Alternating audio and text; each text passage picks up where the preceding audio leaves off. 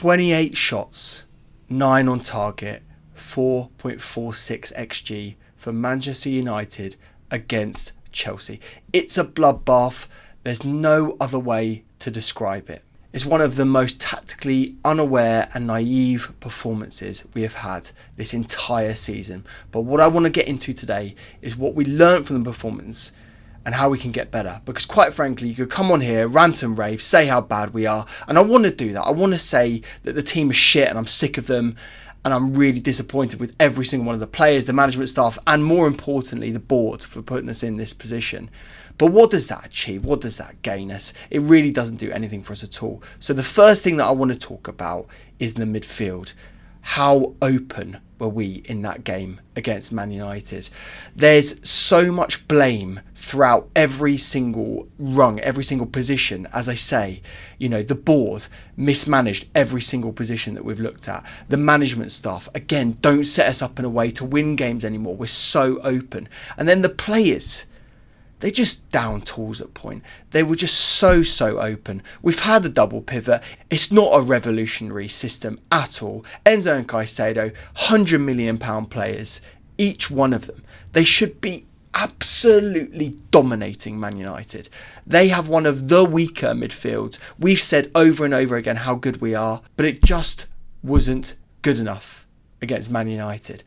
Enzo and Caicedo could not have been further apart, and they were dragged all over the pitch by a very, very average Man United team. And look, that I give credit to opposition when they're good, but my God, did we make them look way better than they actually were. And the reason why it was so easy was because we were missing one man. A man that has been maligned, a man that we've said maybe wasn't good enough, maybe was going to be out the door, going to be sold. Conor Gallagher gets a stupid red card against Brighton.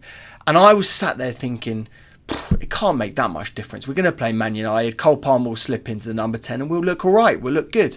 And Cole Palmer did look good, as an attacking threat. And, well, he was all over the pitch and he was trying his hardest. But you saw there was a massive Conor Gallagher shaped hole there, and we missed him so much in the game today. And I've seen it all over Twitter, and I agree with so many of the guys on there that Conor Gallagher is easily our most key midfielder now. And I almost can't believe that we're saying that. With the amount of money that we've spent, with the amount of promise that have come from Enzo and Caicedo, to be reliant on Conor Gallagher, a guy that we really didn't think would even be here, shows you everything. And I cannot wait for him to come back. But it's not only Conor Gallagher, is it? I think you've also got to look at Lavia. He's still on the injury table, coming back. Is Lavia going to end up taking one of these places as well? He is potentially more defensively solid. He's potentially better on the ball and passing and ball retention.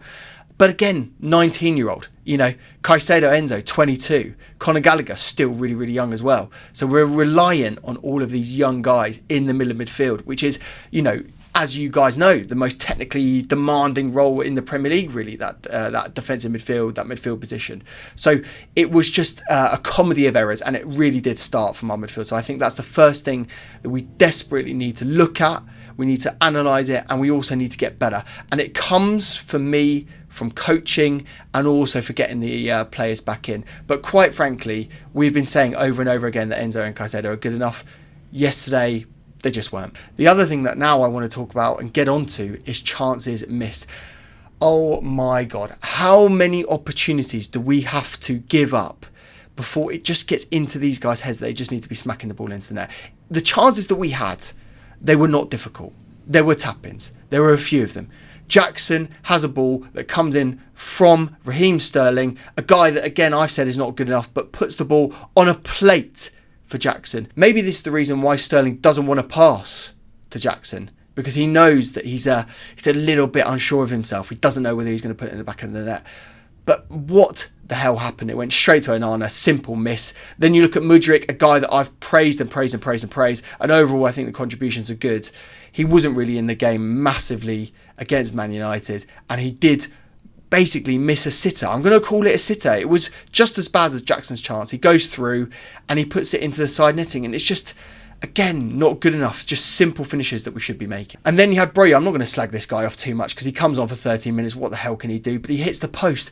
Imagine if that went in, and I just love Broja so much. I want to see him starting games, and I really, really hope now that we do see him, maybe Poch can change the system. Maybe we can end up playing Jackson and Broja together, or maybe what we're going to have to do is just bite the bullet and say, yes, Jackson, you scored a lot of goals, but Broja can have that lethal edge that we just need, and maybe we do just need to start starting him. And I think what it proves more than anything is that they will have to go into the market now. I don't know if Nkunku is going to end up being the number 9 100% of the time. He will be fluid. I like that sort of promise with Palmer on one side, maybe Sterling or Mudryk on the other, and having Nkunku in the middle, and they all rotate, and it's all lovely, and it's Liverpool all over again. I just don't know if that's going to work for Chelsea, and with the inexperience that we have, and basically the tactical inability that we really have, now at the moment. So I'm worried about that. So it seems like they are going to have to go into the market, and maybe January now is where we do really start pushing for Osimhen. Maybe he only comes in the summer, but you do think that we really do need him. And the number of signings that we need, I'm not sure. But, maybe you look at a centre forward, maybe you look at another winger, maybe you look at some defensive reinforcements, a centre back, which is mental when we're saying how many centre backs we've got. And then potentially another goalkeeper. But Sanchez was brilliant. He made some really stupid passing errors, which again we keep doing. I think that's the coaches telling him to do that, because quite frankly, why would you make the suicidal passes that we do? But overall, his shot stopping was very good, and he prevented quite a few goals. So I don't think we should get on his back. But the next point that I want to get into is the defence more as a general, more as a whole, looking at it holistically. They were so bad. What the key thing with these boys is that they just do idiotic passes. They were just putting us under so much pressure at the back. Man United were laughing. They were running through us and just having so many opportunities. I can't remember the time we conceded over 4 XG, as I said in the intro, in any other game, and it was just absolutely dire. It was so bad. And the defence is the building point from every other one of our attacks. And I do think the midfield are mainly to blame in that they didn't support them and there weren't bodies around them. And we do really now need to see a 4-3-3 now. We can't really be going for the number 10 because it just isn't working with the squad and the age profile that we have. But the defence, they really did let themselves down. And I don't think you can go individually too, hard on each one. But there were some really bad errors and just some passing that need to be out. Just hit it long, just hit it vertical, and maybe that's reason more than any to have Broja as the number 9, a big number 9 who can hold up the ball and sort of basically shield it from us and take some pressure off of our defenders, because they put themselves under so much stress and pressure that they did end up making mistakes. And maybe if you do have that out ball, everything is easier and you take the sting out of some of those opportunities. I do also really want to see Reece James starting more and more often. I think Colwell has got to be the left centre-back. And then Disasi, Badiashile and Thiago Silva, they've got to all step up.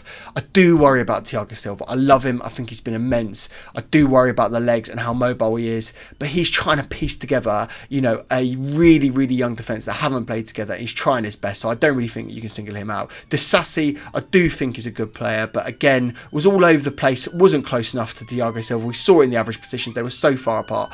Again, another performance where the centre-backs were too far apart. And then Badiashile, what did he do wrong the other day? What really did he do? He made a couple of mistakes, but overall, was it that bad?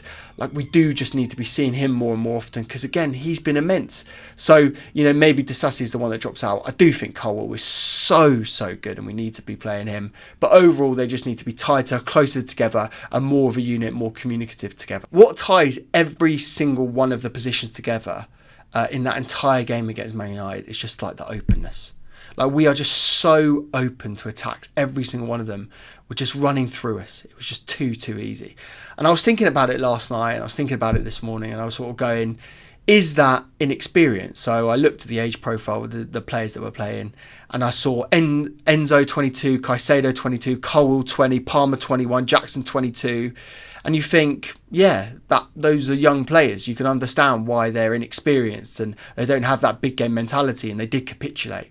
But then you look at it, and then you have Thiago Silva, 39, Sterling, 28, Disasi, 25, Sanchez, 26. We have experience there. That's not an excuse anymore, is it? It's a bit of a joke now that we keep saying, we've got this really young squad, and we do have a young team. It is one of the younger teams in the Premier League, but there's experience there. And those experienced players aren't necessarily leading by example at the moment at all. And so it's just so obvious that we have a mentality problem generally in the squad. Pochettino needs to sort this out so quickly. He needs to get the boys, he needs to train them incredibly seriously, incredibly harshly. We need to be a bit of a disciplinarian now. I think overall, right, I think we can all acknowledge that game was shit. It was crap. We were absolutely awful. And it's very difficult then to sort of go, what did we learn? How can we improve from it? Because it just seems all doom and gloom. Seems like we're destined for mid-table mediocrity again. But I would say there are a few things that I would call out here. I would say we need to make some tactical changes. We need to put some strikers on the pitch. I would like to see Broja play. I would like to see, the three in midfield that we've been looking at. I want to see some defensive solidity, the boys closer together and playing more as a unit defensively. I want to see them cutting out the stupid passes that we're doing. And I want to see Pochettino get his arm around some of those boys and come up with a tactical system that can allow young players to merge with the experienced players and actually improve and be very, very, very solid. Maybe that means we have to play with a back five. Let's go back to something that obviously worked for Chelsea in the past and allowed our sort of wing backs, the players that we have on the bench, to actually bomb on and go forward. Or maybe what we need to see is, a more defensive system where you're going three in midfield and have those three midfielders absolutely sticking to their roles and use the wingers and the striker to sort of get that sort of attacking flair that we need. Or it's just, very simple passing movements about, not putting your man in complete risk, not passing it to Caicedo when he's got three players all around him and basically giving him a hospital pass. Mudryk again had a moment where he had the ball past him and he had four players around him. I just think there's moments in the games that are, outside of just pure tactics, about pure systems, about putting passes to players, in space where our players want to run onto the ball. So it's just simple things in the game that I just think we need to get right. And Pochettino does really, really need to improve that. And then at the board level, this does show some of our failures, some of our failings here. They've got the best young players in Europe. They've done it for amortization purposes. They've done it because they hold their value and they hope that they can sell them on one day for a profit. But if you're not winning games and you're not getting in the Champions League, it just doesn't matter. You're not going to end up being able to afford the transfers, and that's something that I'm really, really worried about how much we're actually going to have to spend and what we're going to have to do to get money to buy the players that we need, like an Osimhen, about how many academy players we're going to have to let go and all that quality that we're going to have to see go out the door when you look at Livramento or Tomori or Abraham or all those players that could be performing for Chelsea and they're out abroad or in another club and they're just showing how good they actually were, and maybe we should have just kept them around, and maybe we're just too obsessed with these transfers, and actually maybe the board need to realise now that you're not going to have the money to spend, and the best way to invest is to really go for that academy and have those boys that actually give a shit and want to be at the club. Because I think now we're seeing this more than ever. If we keep getting people in, mercenaries that don't care, that don't really want to be at Chelsea, then it doesn't really come out very well for us and we don't end up winning the games. It's such a bad performance.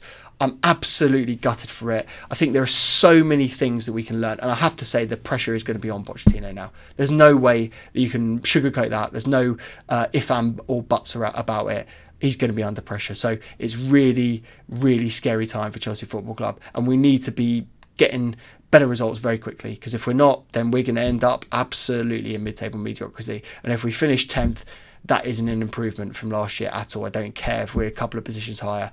It's just not good enough. We need to be getting in Europe. There's so much on the line. But look, I'm really desperate to see what you guys think of the Man United game.